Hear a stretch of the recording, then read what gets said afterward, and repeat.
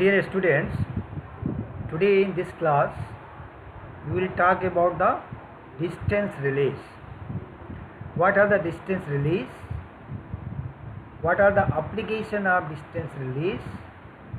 And what is the principle of operation of distance relays?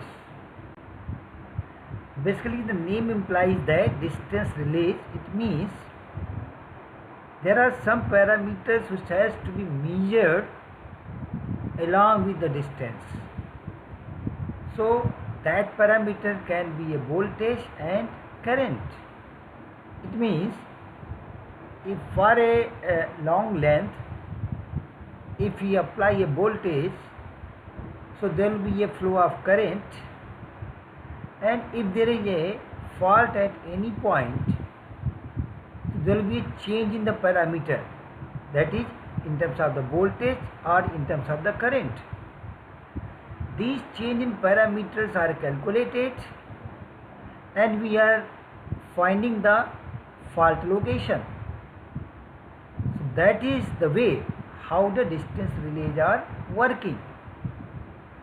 So here we are talking about the distance relays. It means the distance protection is widely used protective scheme for the protection of high or an extra high voltage transmission lines. It is used in case of transmission lines. The operation of the conventional overcurrent relays, either direction or non-directional, depend upon the magnitude of the current or power in the protected circuit, whereas as the distance protection relay operates on the principle of the ratio of applied voltage to the current in that circuit. This ratio is proportional to the distance along the line, and the relay that measures the distance is called the distance protection relay. It is not unit system of production. A single scheme provides both primary and backup protection. It means only a single scheme can provide both protection, that is called the primary and backup protection. So what is distance relay? Distance relay means that there are two parameters, voltage and current, which are measured along a length up to the fault point, and based on the changes in these parameters we calculate whether the signal is generated for the trip command or restraint command. So this type of system is called the distance relays. These are called the distance relays. Now we will discuss what are the various types of distance protection systems. So here the distance protection relay family consists of following types of relays. That is, first one is the impedance relays, second is the reactance relays, and third is the amateur relays or admittance relays. That is, amateur relays or admittance relays. So we will discuss one by one what is the construction and principle of operation of these types of relays. So first we will discuss about the impedance relays. So what is the impedance relays? An impedance relay measures the impedance of the line at the relay location. When a fault occurs in the protected line section, the measured impedance is the impedance of the line section between the relay location and the point of fault. It is proportional to the length of the line and hence to the distance along the line as shown in the figure. You will see figure in the next slide. The voltage drop and the current I flowing in the line are taken for measurement by the relay, and the ratio of both quantities is nothing but impedance. So it's a simple fundamental principle of the impedance relay is that suppose there is a transmission line and the impedance relay is placed across a transmission line for the distance to which this line should be protected, and if there is a fault in between these sections which is going to be protected, so what will happen? During the fault condition there will be a voltage drop and the current, magnitude of the current will rise because of the fault. So what will happen? What will be the value of the impedance? Impedance will be V by I. That is, during the fault condition, value of V will be reduced and value of I will be more. So net impedance will be low. It means during the normal condition, when there is a no fault, that time there will be a certain impedance of the line. That value can be set along the length of line to be protected. But if there is a fault within that section, then the value of impedance will be low.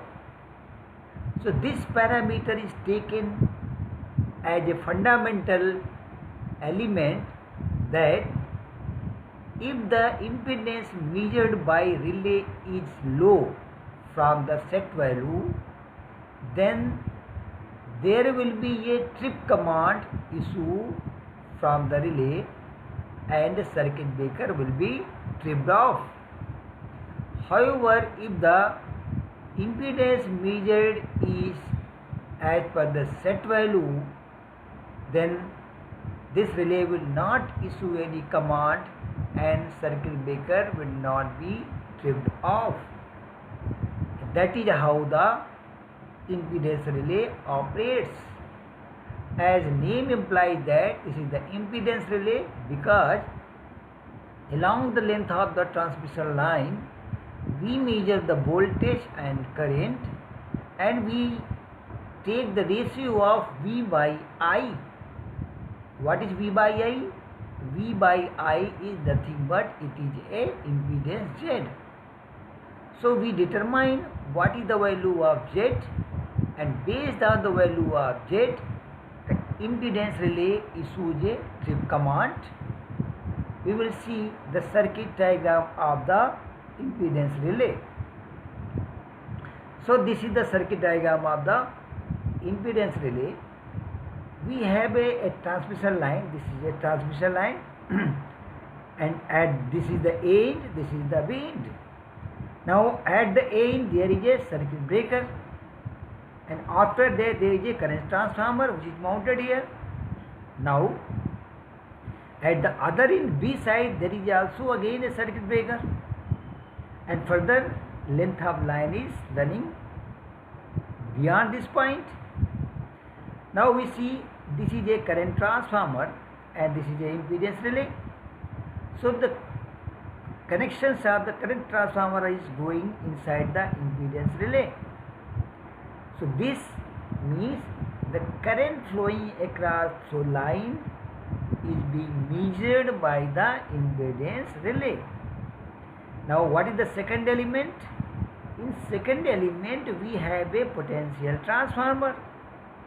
So see, this is the primary winding of the potential transformer and this is the secondary winding of the potential transformer. It means the voltage at A in is measured by the primary winding of the potential transformer, and through the secondary winding of the potential transformer this voltage is applied to the impedance relay. It means that impedance relay has both the parameters which is required to be measured, that is the voltage from the potential transformer and current from the current transformer. Now let us define that these are the section A and section B. Inside this section, area is to be protected. We are not going to protect the area beyond the point B or beyond the point A. We are only going to be protected the area under the section A and B. So this is the overall circuit diagram of the impedance relay. So what it implies that impedance relay, that for positive operative torque by the current element and negative, that is the restraining torque by the voltage element. It means we have here two elements. So this current transformer is supplying the operating torque and this potential transformer is supplying a restraining torque. So until unless the restraining torque will be more than the operating torque, relay will not operate. So to operate a relay, the operating torque must be greater than the restraining torque. So what we will see that at normal condition, the operating torque will be equals to the restraining torque. It means in this condition, relay will not be operated. Relay will remain as it is. But if there is a fault, then operating torque will be greater than the restraining torque. So this relay will operate and gives a trip command, also called the voltage restrained overcurrent relay. So what we have learned from this slide, that the current fed to the impedance relay from the current transformer will develop a operating torque and voltage applied to the impedance relay through potential transformer will develop a restraining torque. And whenever the operating torque is greater than the restraining torque, then relay will operate, otherwise relay will not operate. Now we will see, under no fault condition, the pull due to the voltage element will be more than the pull due to the current element, and the trip circuit remains open. As already I have discussed, the current produces a positive torque called the operating torque, and the voltage produces a negative torque, that is called the restraining torque. So this equation for the operating torque of an electromagnetic relay is, so what are the equations which are governing the operation of this impedance relay will be shown in the next slide. So these are the voltage governing, that is the equations. What are the equations?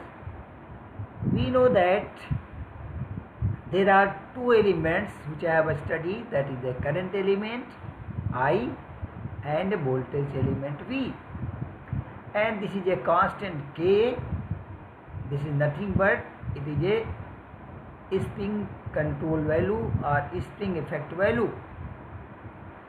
So how the torque is defined here? Torque is defined by K1 I square minus K2 V square minus K3. What are the K1, K2, K3? K1, K2, K3 are the constant, and K3 being the torque due to the control spring effect. So if we neglect the effect of the spring used, which is very small, so the torque equation can be written as T equals to K1 I square minus K2 V square. We have neglected that term K3. Now for the operation of relay, that is the condition when there is a fault inside the section to be protected. So for the operation of relay, the following conditions should be satisfied. What is the condition? It means T will be 0. So the K1I square must be greater than the K2V square. Why? Because I is the current supplied by the current transformer and this is producing a operating torque. So this torque must be greater than the restraining torque which is supplied by the voltage. So we have written here K1I square is greater than K2V square, or we can write K2V square is less than K1I square. Also, if we rearrange these terms, then we can write here V square upon I square is less than K1 by K2, or we can write here the V by I will be less than some constant value. Here, from here, V by I will be less than some constant value, that is nothing but K1 by K2. So where K is a constant, and what is V by I? V by I is nothing but it is a Z, that is called the impedance. So what we understand from this equation finally, that if the impedance value is less than some constant value, what is constant value? The constant value is nothing but the impedance of the section which is to be protected, that is a set value. So if the impedance is less than that set value of the impedance, then relay will operate, otherwise relay will not operate. That is the fundamental principle of the impedance relay. That is how the impedance relay will operate. So let us say, if we will go in the previous slide here, so what we see here, that these are the two sections A and B, and if impedance is less than some set value of K, then relay will operate. So what impedance we are measuring? We are measuring impedance between the section A and section B, not beyond the B or not before the A. So if fault is beyond the B, then this relay will not operate. This has to be kept in mind. So let us go back to these fundamental equation, that how the impedance relay operates. Now we'll see what are the characteristics. So this is the characteristics of the impedance relay. This is the current I in vertical direction, and this is the voltage V in horizontal direction. Now this is the line which is passing through the origin, and this curve starts from here, not from 0. This shows the string effect. That's why this curve starts from here, and after that it is going through the straight line. This is called the operating characteristics. So if the impedance is having a less than the set value, then operating torque will be greater than the restraining torque and relay will operate. So above this line, that is this region, is called the operating region, where the positive torque will be more than the restraining torque. However, this region is called the non-operating region or the negative torque region, where the restraining torque will be greater than the operating torque. So this is the characteristics of the impedance relay. This is what we want to discuss about the impedance relay. So in this lecture we have discussed about what is the distance protection and what are the classification of distance protection, and in that I have discussed one relay that is called the impedance relay, its principle of operation, its circuit diagram and its operating characteristics. In next class, we will discuss some other relay.